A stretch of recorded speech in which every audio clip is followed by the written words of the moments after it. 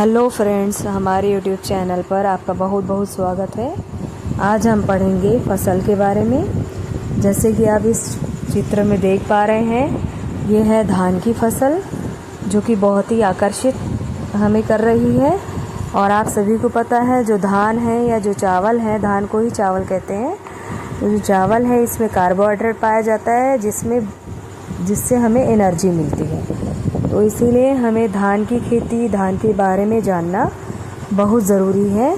तो सबसे पहले हम जानेंगे फसल क्या होते हैं। फसल एक ऐसे पौधे होते हैं जो एक ही जैसे होते हैं और वो बड़े से स्थान पर एक जैसे पौधे उगाए जाते हैं। मतलब फिर से एक बार समझेंगे कि जो फसल है वो एक जैसे पौधे होते हैं और वो बड़े से स्थान पर उगाए जाते हैं, तो उसे ही हम फसल कहते हैं। जैसे कि गेहूं का फसल, धान का फसल इत्यादि, ये दोनों मेजॉरिटी में यूज़ होते हैं। इसके लिए हमें इन्हीं दोनों का उदाहरण लेना पड़ा ताकि आप आसानी से इस चीज़ को समझ सकें। तो आप समझ चुके हैं कि फसल क्या होते हैं। फसल एक जैसे पौधे एक ही स्थान पर उगाए जाते हैं। इसके बाद हम फसल के प्रकार देखेंगे। सबसे पहले रबी का फसल, जो अक्टूबर नवंबर में इसकी बुआई होती है, मार्च अप्रैल में कटाई होती है। जैसे गेहूं, जौ, चना, मटर, सरसों, मसूर, आलू आदि। हम खरीफ फसल की बात करेंगे, जिसको आज हम पढ़ेंगे भी। इनकी बुआई जून जुलाई में होती है। अक्टूबर नवंबर में इनकी कटाई होती है। चावल, ज्वार, बाजरा, मक्का आदि ये फसल होती हैं। जायद मार्च अप्रैल में बुआई होती है और जून जुलाई में इसकी कटाई होती है। जैसे तरबूज, खरबूज, ककड़ी, खीरा एवं अन्य सब्जियां। तो ये जो जायद फसल है, इसको आप दो ही 3 महीने के लिए देख सकते हैं। खरीफ फसल जो है वो आपको जून जुलाई से लेकर अक्टूबर नवंबर तक देखने को मिलती है। और रबी फसल जो है वो ठंडी की फसल होती है। खरीफ फसल जो है वो बारिश की फसल होती है। खरीफ फसल को बारिश का पानी बहुत ज़रूरी होता है। खरीफ फसल के हम उदाहरण और अच्छे से देख लेते हैं। मक्का, ज्वार, बाजरा, मूंग, मूंगफली, गन्ना, सोयाबीन, उड़द, तुअर, कुल्थी, जूट, सन, कपास आदि। ठीक है, तो ये सब आपके खरीफ फसल के उदाहरण हैं। इत्यादि जो फसल है वो इस सीज़न में, जून जुलाई के सीज़न में इनकी बुआई होती है। अक्टूबर नवंबर में कटाई होती है। हम इसको और विस्तार से देख सकते हैं। खरीफ फसल के उदाहरण को या आप चित्र के द्वारा देख सकते हैं। धान, मक्का, बाजरा, ज्वार, मूंगफली, सोयाबीन, कपास, ये सब के चित्र भी आप देख सकते हैं। ये सब खरीफ फसल है। तो खरीफ फसल ये आप देख सकते हैं। अंकुरित धान, इसी को छींटा जाता है, इसकी बुआई होती है। इसके बाद ये सब आप देख रहे हैं, छोटे छोटे पौधे तैयार हो जाते हैं और इसी की बेहन होती है। मतलब ये सब इकट्ठा उगाते हैं। तो इसको जो लेबर होते हैं वो एक एक निकाल कर अलग अलग स्थानों पर गाड़ देते हैं ताकि एक एक पौधा अच्छे से हेल्दी रूप से ग्रो हो सके। आप देख सकते हैं कितने सारे मज़दूरों की इसमें ज़रूरत पड़ती है। तो जो खेती है, जो धान की फसल है, सबसे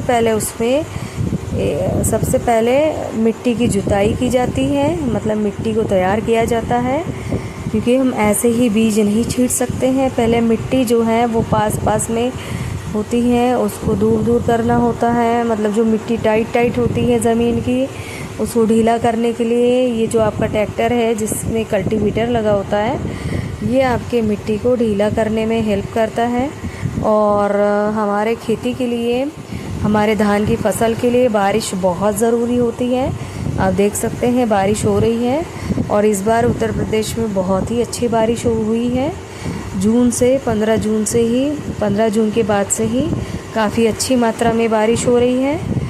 हमारे जो किसान भाई हैं वो अत्यधिक खुश हैं। आप देख सकते हैं कितना बढ़िया बारिश हो रही है।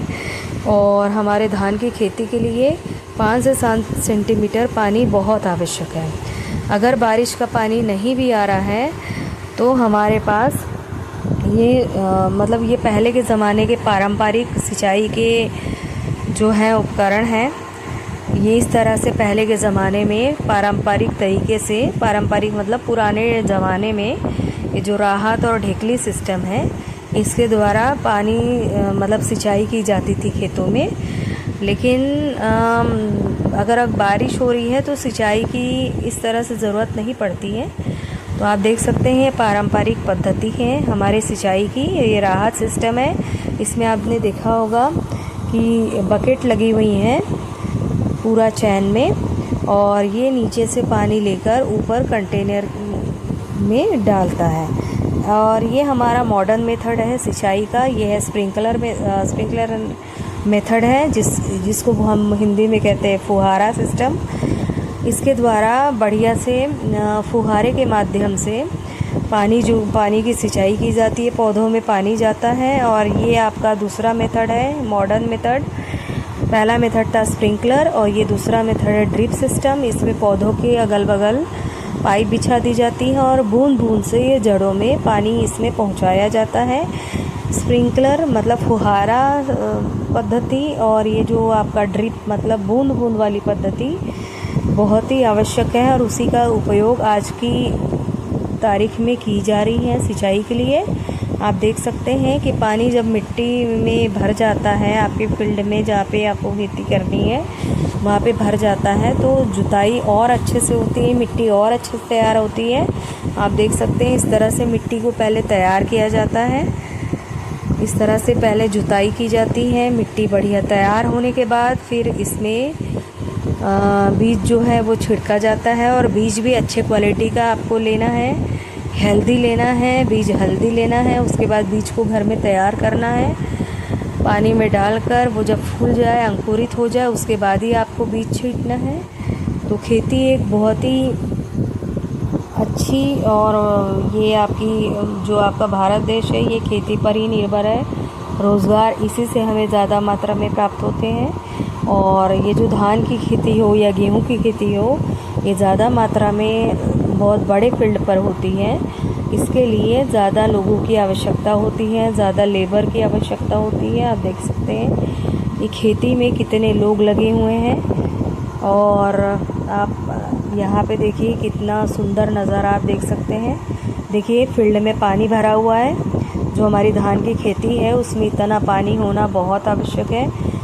मतलब 5 से 7 सेंटीमीटर पानी का स्तर यहाँ पे बनाए रखना बहुत ज़रूरी है, तभी हमारी धान की खेती बहुत अच्छे से हो सकती है। तो इस बार जो हमारे मौसम भाई हैं उन्होंने दया दृष्टि बनाई हुई है। हाँ, तो आप देख सकते हैं किस तरह से बढ़िया खेतों में पानी भरा हुआ है।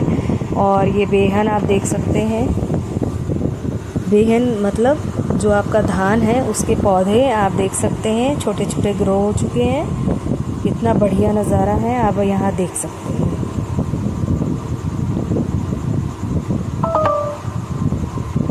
गांव में इस तरह की खेती आपको हर जगह देखने को मिलेगी, और शायद हमें लगता है ऐसा फील्ड, ऐसा खेत देखने के लिए लोग तरसते भी हैं।